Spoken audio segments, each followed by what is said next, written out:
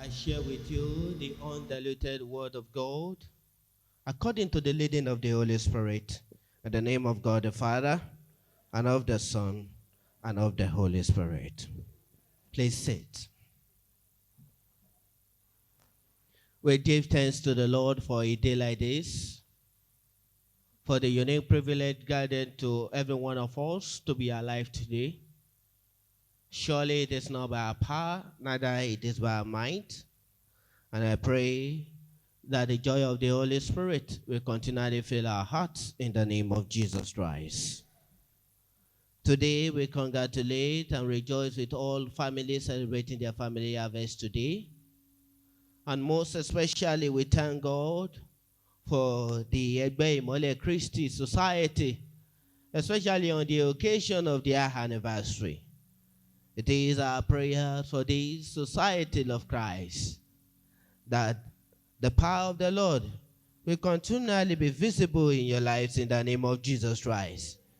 This society will continue to grow and increase from strength to strength in the power of the Holy Spirit in the name of Jesus Christ. For today, we'll be considering the theme, Standing with the Poor Today. Standing with the Poor Today. And the text is taken to the third book of Moses, called Deuteronomy chapter 15, verse 7 and 8. If there be among you a poor man, one of thy brethren within any of thy gates, in the land which the Lord thy God giveth thee, thou shalt not harden their heart, nor shut thy hands from the poor brother, but thou shalt open thy hands wide unto him, and shalt surely lend him sufficiently for his need in that which he wanted. Our theme for today is very pertinent, most especially if you look at the situation of our nation, Nigeria. According to recent research, Nigeria is the poverty capital of the whole world, with about 90 million people living in extreme poverty rate. Unemployment rate as at the last quarter of the year 2020 is at 27.1%. And the underemployment rate is around 28.6%. That is to say that more than 50% of our population in a country that is expected that our population will be around over 200 million. More than 50% of this population are poor today. So therefore, this topic is very important for us as a nation, as a church of God, and also as individual. And I pray that as we listen attentively to the word of God, the Lord will bless us and order our step in such a way that we will take the right step to move this nation forward in the name of Jesus Christ. In most cases, when the Bible describes the poor, there are some groups of people that are categorized under this, according to Exodus chapter 22, verse 21 to 24. These are the orphans, the strangers, the aliens, and the widows. Those are the people that are categorized as poor people under Exodus chapter 22. Because this set of people depend on others for their livelihood.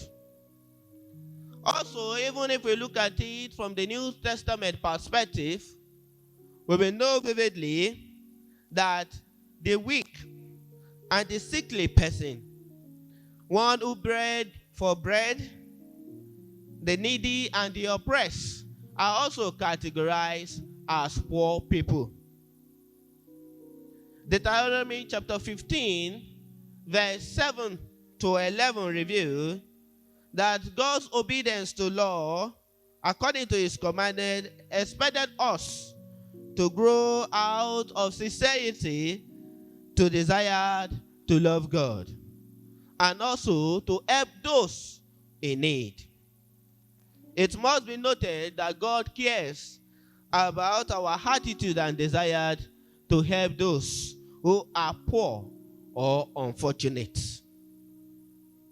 Apostle Paul and the early Christians demonstrate deep concerns for those who are in need, especially if you look at the first missionary journey of Paul with his colleague Barnabas.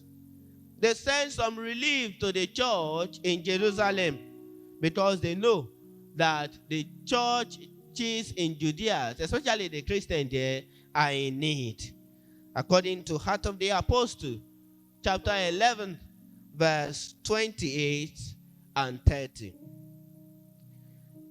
In the New Testament, especially in our epistle, Romans chapter 12, verse 9 to 21, this Bible passage emphasizes the need for pity, sympathy, and kindness toward those who have suffered setback or experienced unfortunate circumstances that brought them into poverty or penury. Therefore, according to Paul the Apostle, we must be concerned for our brothers' welfare, those who are in need, and their spiritual condition. We must sympathize with them. We must help them, especially in their sorrows and troubles. We must also use our material possession to help those who have real need. The reason why we have to buttress the point real need is because in this modern age, there happens to be increase in the rate of those who attack professional beggars, who move from churches to churches, who knows the name of almost all vicars, and can actually cite the name of the bishop even as their friends. So we have to be careful today not to be giving to those who have seen begging as a way of life in order to exploit others, the vulnerable, and those who did not notice their situation. But we must consider on daily basis to help those who are really in need. And I pray that as we continue to do this, the Lord will continually bless us in the name of Jesus Christ. The Gospel according to St. Luke documents how Jesus expounded God's covenant and kingdom. Jesus described a new family of God that includes the poor, the outcast, and others whom Jesus has bring restoration and reverse to their life circumstances. For as many that are poor today, the Lord shall embrace you. As many that are in hopeless situation, the Lord shall send you help. As many who are lifting their eyes unto the hills for help, the Lord shall send you help from above in the name of Jesus Christ. Because the Lord is your shepherd, you shall not lack everything that is good and profitable for life and godliness in the name of Jesus Christ. In Luke chapter 16, verse 19 to 31, Jesus presented the parable of the rich man and Lazarus. The rich man's life was consumed in self-centered living.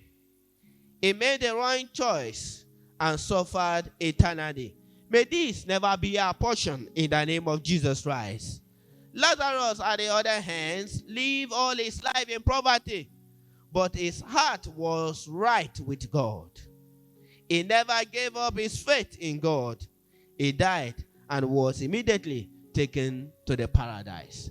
Two things must be noted in the life of Lazarus. Number one is that his heart was right with God, and he never gave up his faith in God. I pray that may your heart, May your ways be right in the sight of the Lord in the name of Jesus Christ. And may you never turn back, but may you go forward on a daily basis in the name of Jesus Christ. In the inaugural sermon of our Lord Jesus Christ, in the Gospel according to St. Luke chapter 4 verse 18, Jesus decreed that he has come to bring good news to the poor. To bring good news to the poor. And today, if you are poor, we are showing you today that the Lord is on the throne to intervene concerning your issue, and he shall surely intervene in the name of Jesus Christ. Jesus also admonished his followers not to invite to their practice only their friends and neighbors, but also to invite the poor, the crippled, the lame, and the blind, according to Luke chapter 14, verse 13. But unfortunately, we see that nowadays Christians are not doing this. What we are doing now is any war ankara koleje semo. I pray that may the Lord grant unto us and give us a repentant heart in the name of Jesus Christ. Jesus always emphasizes the need to take care of the poor. And also in the Gospel according to St. Matthew chapter 25, verse 31 to 46, Jesus described how the judgment day will look like. On that day, he said unto them that he will separate the sheep from the goats. And he will say unto the sheep, enter into the kingdom of your Father, because when I was hungry, you fed me. When I needed water, you gave it to me. When I am naked, you clothed me. When I am in prison, you visited me. And he said to the goat, depart from me, ye workers of iniquity. Because when I was naked, you did not clothe me. When I am hungry, you gave me no food. When I needed water, you did not offer me anything to drink. And they said unto Jesus, Lord and Master, when did we see you in this pathetic situation? Jesus said unto them, inasmuch as you did not do it to thy neighbors, to the least among you, you do not do it to me likewise. I pray, may eternal damnation never be our portion in the name of Jesus Christ. Part of the manifestation of poverty in a nation is high increase in corruption, prostitution, exposure to risk, armed robbery, street life, unemployment, underemployment, high infant mortality, malnutrition, and short expectation of life. These are presently happening in our nation, Nigeria. But what must our government do in order to eradicate poverty in our nation? Number one is to encourage and promote youth empowerment scheme. It is discovered that up to about 75% of our population are between the age of 15 to 35. And that is to show that these are the people that are really in need. Our government must be serious in their policies, especially to make sure that their policies are not affecting the masses negatively. The issue of reducing the tax is a good thing. The issue of reducing the interest rate on loan is a good thing. But increasing the fuel price and the price of electricity will affect the SMEs grossly. And I pray that as our government reconsider this, the Lord will touch their hearts to do that which will assist the masses to grow in the name of Jesus Christ. Number two, our government must try to bridge the gap between the rich and the poor by making in place organizations that will assist the poor on daily basis in terms of food delivery, in terms of job security, and some other essential things that we need in life. We also as Christians, we must try on daily basis to make sure that we remain the salt and the light of the world, upholding human dignity, following Jesus' example, giving ourselves on daily basis to Christian charity, and also make every effort to make sure that we help the needy in our midst. Our government also must try to provide a good healthcare system, especially for those in the rural areas. Sound education. If free education cannot be possible, but let's give quality educations to our children. And I pray that as we do all these things, the grace of the Lord and his abiding presence will continually be with us in the name of Jesus Christ. In my close remark, remember Proverbs chapter 14, verse 31, that says, "He that oppresseth the poor reproaches his master, but he that honoreth him has mercy on the poor." If you honor God, you will have mercy on those who are in need. Let's bow down our head as we pray.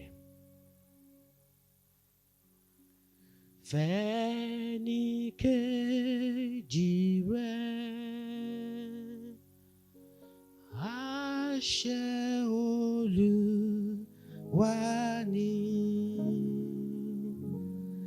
ó ṣàgbára rẹ̀ ṣàpẹẹrẹ ní fífẹ́ tó fẹ́ wá. Help us, O Lord, to see the poor as one of us, to help them as if we are helping ourselves, so that at the end of all, both we and those who are in need may enjoy the goodness of life, and at the end, eternal glory will be our portion. Thank you, ever living God. In Jesus' mighty name we pray. Amen.